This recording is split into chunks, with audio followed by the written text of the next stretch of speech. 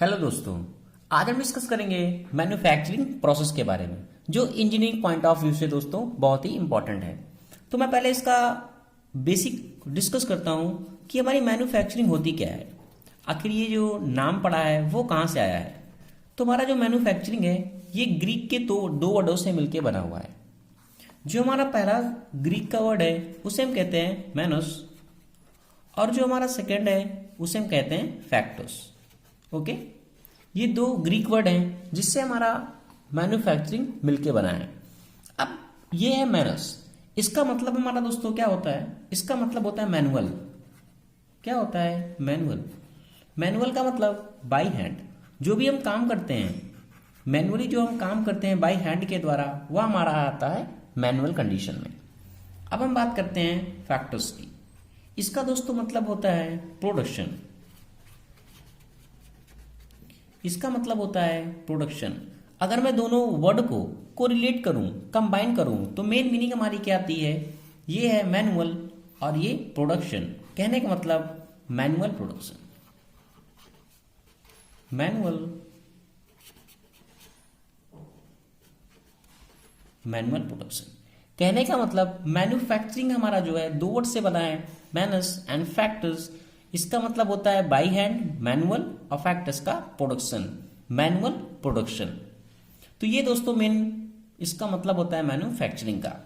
अब कोई भी हमें प्रोडक्शन करना है तो उसमें बहुत सारी चीज़ें दोस्तों इंपॉर्टेंट होती है कि हमारा मेटल कैसा होना चाहिए, मटेरियल उसके लिए क्या होगा, कौन सी प्रोसेस को अपनाया जाएगा, कौन सी मशीन को हम अप्लाई करेंगे, हमारी उसकी मैन पावर कैसी होनी चाहिए, और उसकी हमारी क्या कॉस्ट होगी। तो ये सारी चीज़ें बहुत ही इंपॉर्टेंट है हमारी इंजीनियरिंग पॉइंट ऑफ व्यू से, जो हम डिस्कस करते हैं मैन्युफैक्चरिंग प्रोसेस में। अब इस मैन्युफैक्चरिंग प्रोसेस में जो हमारा मेन मतलब होता है, जो हमारी न्यू मशीनें हैं या ओल्ड मशीनें हैं और उसकी टेक्नोलॉजी क्या है, रिलेटेड जितनी भी हमारी इंफॉर्मेशन होती है, सब मैन्युफैक्चरिंग प्रोसेस के अंतर्गत आती है। अगर मैं बात करूं, कोई भी हमारा मेटल है या नॉन मेटल है, उसे हमें कोई भी रिक्वायर्ड शेप में या यूजफुल थिंग में कन्वर्ट करना है, तो उसे क्या क्या चीज़ें इंपॉर्टेंट है वो हम देखते हैं। सपोज दैट मैंने मान लिया कोई भी मेरे पास क्या है, नॉन मेटल है। क्या है? नॉन मेटल है या फिर क्या है? मेटल है। अगर इस मेटल को या नॉन मेटल को हमें एक रिक्वायर्ड शेप चाहिए, एक यूजफुल थिंग बनाना है हमें, तो उसके लिए क्या क्या प्रोसेस जो अपनाई जाती है मैन्युफैक्चरिंग में, उसे इंजीनियरिंग पॉइंट ऑफ व्यू से कहते हैं 5MS। जो ये इंपॉर्टेंट 5MS है, ये क्या होता है वो हम देखते हैं। तो इसके अंतर्गत क्या आता है? पहला, जो हमारा पहला इंपॉर्टेंट चीज़ है, पहले हमें कोई भी शेप चाहिए या भी कोई भी हमें रिक्वायर्ड जो हमें थिंग चाहिए, उसके लिए हम पहले क्या डिसाइड करते हैं? मटेरियल को। कि हमारा दोस्तों जो मटेरियल है वह कैसा होना चाहिए। क्या डिसाइड करते हैं? मटेरियल को डिसाइड करते हैं कि हमारा मटेरियल पहले कैसा होना चाहिए। हार्ड होना चाहिए, ब्रिटल होना चाहिए, डक्टाइल होना चाहिए, कैसा भी मटेरियल हमारा होना चाहिए। वो नॉन मेटल भी हो सकता है या फिर हमारा मेटल भी हो सकता है। तो पहला जो हमारा पहला MS आता है 5MS में, वह होता है मटेरियल। अगर मैं सेकंड थिंग की बात करूं, सेकंड हमारी इंपॉर्टेंट थिंग जो होती है वो होती है मैन्युफैक्चरिंग प्रोसेस।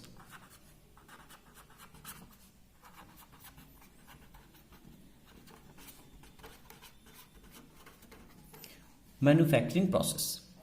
अब मटेरियल तो हम लोगों ने दोस्तों डिसाइड कर लिया, उसके बाद आता है मैन्युफैक्चरिंग प्रोसेस।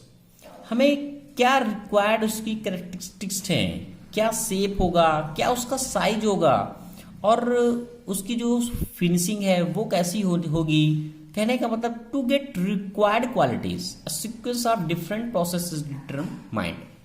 इसके अंतर्गत हम मैन्युफैक्चरिंग प्रोसेस हमारे जितने भी होते हैं वो हम डिस्कस करते हैं मैन्युफैक्चरिंग प्रोसेस, कि हमारा उसमें कोई भी मटेरियल है, इसमें कौन सा प्रोसेस अपनाया जाएगा कि हमारा मटेरियल किस तरीके से बनेगा। हमारा थर्ड थिंग होता है वो होता है मशीन टूल।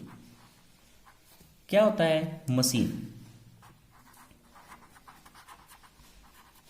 हमें तो ये तो पता हो गया मटेरियल हमारा कैसा है, उसका प्रोसेस क्या होगा। अब जो प्रोसेस है वो किस मशीन के द्वारा होगा, मटेरियल ऑफ वर्क पीस कैसा होगा, या शेप को कैसे हम उसको रखेंगे, उस मशीन हमें कौन सी यूजफुल पुल करनी है, उस मशीन का प्रोडक्शन कैसा होगा, जैसे सीएनसी मशीन लगनी है या लेथ मशीन लगनी है, तो इसके अकॉर्डिंग हम डिस्कस करते हैं मशीन हमारी कैसी होनी चाहिए।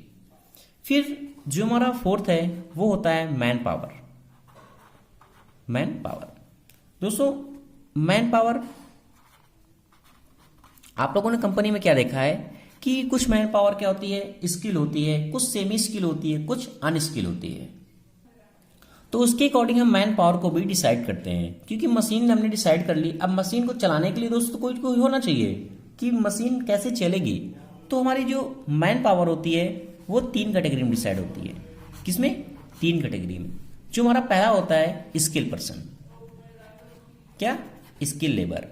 स्किल लेबर का कहने का मतलब क्या है? Well trained technician are called skill labour, जिसे हर चीज पता है कि मेरी मशीन कैसे रन करेगी।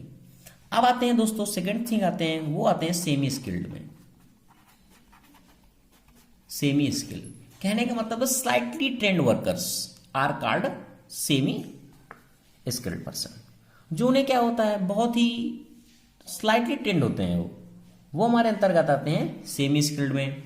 और थर्ड हमारा होता है अनस्किल्ड। इन्हें दोस्तों कुछ नहीं पता, ये जिसे हम कहते हैं ना न्यू मैन पावर। तो ये क्या है? ये से अनस्किल्ड है, purely untrained worker are called unskilled. Okay, तो ये मैंने बात कर लिया मैन पावर की। जो हमारा फिफ्थ होता है वह होता है मनी। अब क्या है मनी? जितने भी सारे प्रोसेस है इनको करने के लिए हमारे पास पैसे तो होने चाहिए। तो money is required to setup up any industry. कोई भी इंडस्ट्री को सेटअप करने के लिए मनी हमारी क्या हो जाती है दोस्तों? बहुत ही इंपॉर्टेंट थिंग हो जाती है।